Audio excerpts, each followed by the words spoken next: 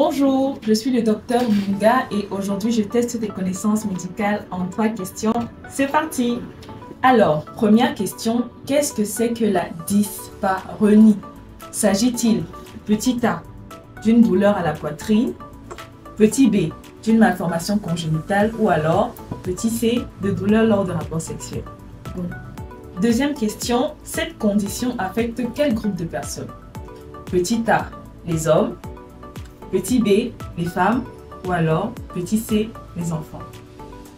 Troisième et dernière question, qu'est-ce qui peut donc causer une dyspareunie?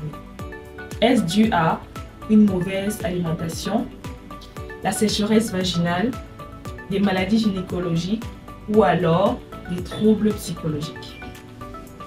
Donc, n'hésite pas à partager ce quiz avec ta famille et connaissances. J'attends tes réponses en commentaire et je te retrouve sur l'application Waspito pour plus d'explications sur cette condition.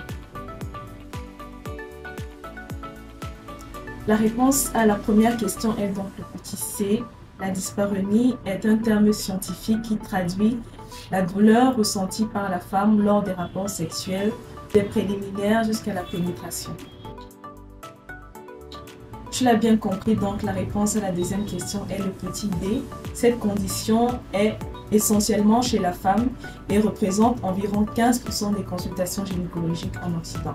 Mais malheureusement, dans notre contexte africain, peu de femmes sont conscientes de cette pathologie et donc peu de femmes consultent pour ces symptômes. La réponse à cette troisième et dernière question sont donc les 3 dernières propositions. Les causes de la dyspareunie sont diverses.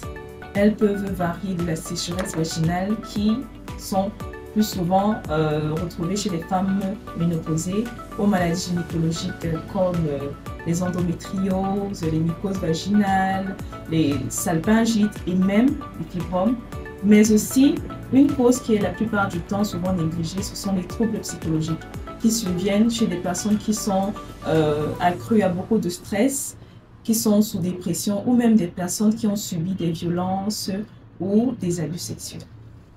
J'espère que tu as été édifié et on se retrouve une prochaine fois pour un autre quiz.